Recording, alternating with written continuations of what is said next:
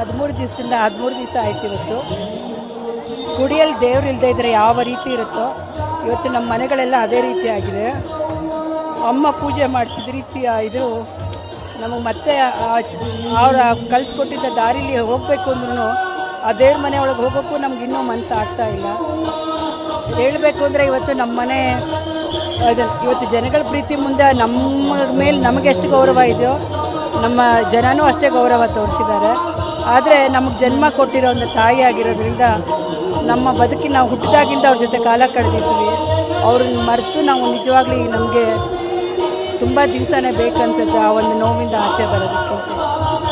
ನಾವು ಕೂಡ ಅದರಿಂದ ನೋಡ್ತಾ ಇದ್ದೀವಿ, ದೇವೇಗೌಡರು ಪ್ರತಿದಿನ ಬರ್ತಾರೆ, ಇದ್ರ ಮುಂದೆ ಕೂರ್ತಾರೆ, ಮೌನವಾಗಿ ಒಂದು ಮಾತಿಲ್ಲ ಕತೆ. ನಿಜವಾಗ್ಲೂ ಕೂಡ ಅವ್ರು ನೋಡಿದಾಗ ಅವರ ಒಂದು 72 ವರ್ಷದ ಸುದೀರ್ಘ ದಾಂಪತ್ಯ ಜೀವನದಲ್ಲಿ ಅವರಿಲ್ಲ ಅಂತಕ್ಕಂಥ ಕೊರಗು ಸಾಕಷ್ಟು ಕಾಡ್ತಾ ಇದೆ. ಈಗ ನಮ್ಗೆ ನಮ್ಮ ಮನೆಗೆ ಅವರಿಬ್ಬರು ಒಂದು 2 ದೀಪಗಳ ಥರ ಇದ್ದರು. ಈಗ ನಮ್ಮ ತಂದೆಗೆ ಏನಾಗಿದೆ ಅಂದರೆ ಅಮ್ಮನಿಲ್ದ ಬದುಕು ಅವ್ರಿಗೆ, ಯಾಕೆಂದರೆ ಅವರು ಇಬ್ಬರು ಒಬ್ಬರನ್ನೊಬ್ಬರನ್ನ ತುಂಬ ಅರ್ಥ ಮಾಡ್ಕೊಂಡು ಜೀವನ ಮಾಡ್ತಾಯಿದ್ರು. ಯಾಕೆಂದರೆ ಕಳೆದ 15 ವರ್ಷದಿಂದ ಅವ್ರು ನನ್ನ ಜೊತೆನೇ ಇದ್ದಿದ್ದರಿಂದ ಅವ್ರ ಒಡನಾಟ ತುಂಬಾ ಒಂಥರ. ಇತ್ತೀಚೆಗೆ ಒಂದು 7-8 ವರ್ಷದಿಂದ ಅಂತೂ ಒಬ್ಬರನ್ನ ಬಿಟ್ಟು ಒಬ್ಬರು ಊಟ ಮಾಡ್ತಿರ್ಲಿಲ್ಲ. ಆಮೇಲೆ ಒಬ್ಬರ ಮೇಲೆ ಒಬ್ರು ಯಾವತ್ತೂ ಒಂದು ನಾನು ಹೇಳಿದ್ದೆಚ್ಚು ರೀತಿಯಲ್ಲಿ ಇರಲಿಲ್ಲ. ಅವರು ಒಬ್ಬರ ಭಾವನೆಗಳು ಇನ್ನೊಬ್ಬರು ಅರ್ಥ ಮಾಡಿಕೊಂಡು ಜೀವನ ನಡೆಸ್ತಾಯಿದ್ರು. ಈಗ ಅವ್ರಿಗೆ ಅಪ್ಪನಿಗೇನಾಗಿದೆ ಅಂದರೆ ಬದುಕಿನ ಪ್ರತಿಯೊಂದು ಹೆಜ್ಜೆನಲ್ಲೂ ಅಮ್ಮ ಅವರಿಗೆ ಒಂದು ರೀತಿಯಲ್ಲಿ ಸಪೋರ್ಟ್ ಮಾಡ್ಕೊಂಬಂದಿದ್ರು.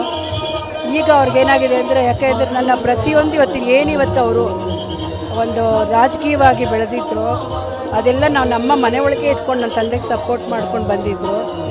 ಆ ಹಳೆಯ ನೆನಪುಗಳಿಂದ ನಮ್ಮ ತಂದೆ ಈಗ ಹೊರಗೆ ಬರೋಕ್ಕೆ ತುಂಬ ಕಷ್ಟ ಆಗ್ತಿದೆ. ಅವ್ರದ್ದು 72 ವರ್ಷಗಳ ಸುದೀರ್ಘವಾದಂಥ ಅವ್ರ ದಾಂಪತ್ಯ ಜೀವನನ ಯಾರಿಗೆ ಆದರೂ ಮರೆಯೋದು ತುಂಬ ಕಷ್ಟ ಅನಿಸುತ್ತೆ. ಇವಾಗಿನ ಜನ್ರೇಷನಲ್ಲಿ ಸಣ್ಣ ಪುಟ್ಟ ವಿಷಯಕ್ಕೆ ನಮ್ಮಲ್ಲಿ ವೈಮನಸ್ಸುಗಳು ಬರುತ್ತೆ. ಅವರಷ್ಟು ಒಂದು ಹೆಂಗೆ ಅಂದರೆ ಈ ಒಂದು ದೇಹ 2 ದೇಹ ಒಂದು ಇದನ್ನ ಥರ ಸಂಸಾರ ಮಾಡ್ಕೊಂಡ್ಬಂದಿದ್ರು. ಹಾಗಾಗಿ ನಮ್ಮ ತಂದೆಗೆ ನಮ್ಮೆಲ್ಲರಿಗಿಂತ ಅವ್ರಿಗಿದ್ದರಿಂದ ಹೇಗೆ ನಮ್ಮಮ್ಮ ಮೇಲಿಂದ ಮೋಸ್ಟ್ಲಿ ಅವ್ರಿಗೆ ಶಕ್ತಿ ಕೊಡಬೇಕು, ಆ ನಂಬಿರೋಂಥ ದೈವನ ನಮ್ಮ ತಂದೆಗೆ ಇವತ್ತು ನಮ್ಮ ತಾಯಿ ಇಲ್ಲದ ಒಂದು ಬದುಕನ್ನು ನಡೆಸೋಂಥ ಶಕ್ತಿನ ಅವ್ರಿಗೆ ಕೊಡಬೇಕು ಅಂತ.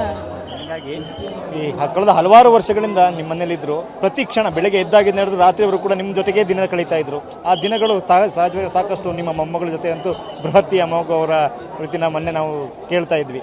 ಹೇಗೆ ಅಜ್ಜಿ ಮತ್ತು ಮೊಮ್ಮಗಳ? ನನ್ನ ಮೊಮ್ಮಗ ಯೋಗನ ಏನೋ ಗೊತ್ತಿಲ್ಲ, ಅವಳು ಮರಿ ಮೊಮ್ಮಗಳಾಗಬೇಕು ನಮ್ಮ ತಂದೆ ತಾಯಿಗೆ.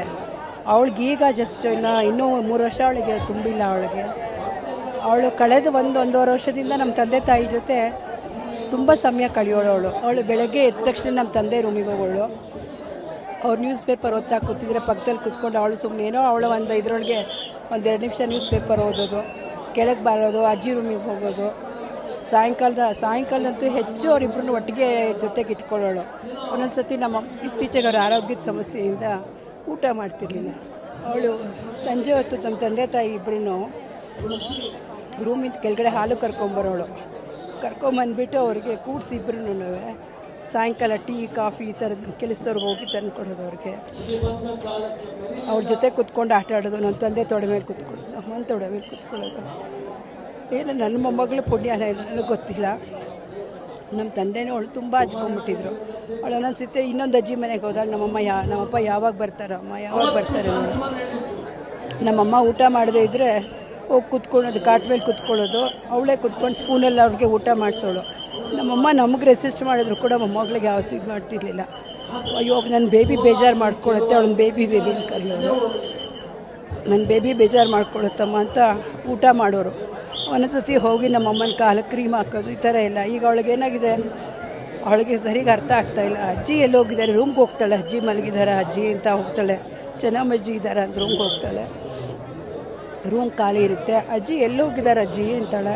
ಅವಳಿಗೆ ಗೊತ್ತಿರಲಿಲ್ಲ. ಇವತ್ತಿಲ್ಲಿ ಬಂದು ನೋಡಿದ್ಮೇಲೆ ಅವಳೇನು ಅಂದ್ಕೊಂಡಿದ್ದಾಳೆ, ಅಜ್ಜಿ ಇಲ್ಲಿ ಕೆಳಗಡೆ ಮಲಗಿದಾರ, ಅದಕ್ಕೆ ಮೇಲಿಂದೆಲ್ಲ ಊಟ ಕೊಡ್ತಾ ಇದ್ದೀರಾ, ಅಜ್ಜಿ ಎಷ್ಟೊಂದು ದಿವಸದಿಂದ ಊಟ ಮಾಡಿಲ್ಲ ಅಲ್ವ ಅಂತ ಅವಳು ಮುಗ್ಧ ರೀತಿಯಲ್ಲಿ ಕೇಳಿದ್ಲು. ಹ್ಞೂ ನಮ್ಮ ಹೌದು ಅಂತ ಹೇಳಿದೆ. ನೆನಪುಗಳೆಲ್ಲವೂ ಕೂಡ ಇವತ್ತು ಕೊನೆಯದಾಗಿ ಮೇಡಮ್, ಅಮ್ಮನಿಗೆ ಕೊನೆಯದಾಗಿ ಇವತ್ತು ಏನು ಅವ್ರು ಏನು ಇಷ್ಟಪಡ್ತಾರೆ ಎಲ್ಲರೂ ಕೂಡ ಸಲ್ಲಿಸಿದ್ದೀರಿ ಮೇಡಮ್. ಕುಟುಂಬ ಸದಸ್ಯ ಎಲ್ಲರೂ ಸೇರಿ ಪೂಜೆ ಮಾಡಿದ್ದೀರಾ.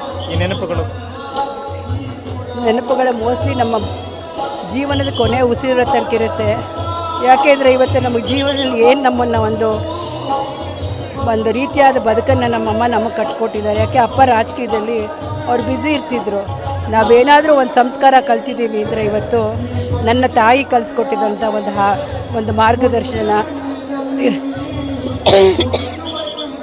ಅವ್ರು ಯಾವಾಗಲೂ ಹೇಳೋರು, ಮನೆಗೆ ಯಾರೇ ಬರಲಮ್ಮ, ನಿನಗೆ ಭಗವಂತ ಸಹಾಯ ಮಾಡೋಕ್ಕೊಂದು ಅವಕಾಶ ಕೊಟ್ಟಿದ್ದಾನೆ,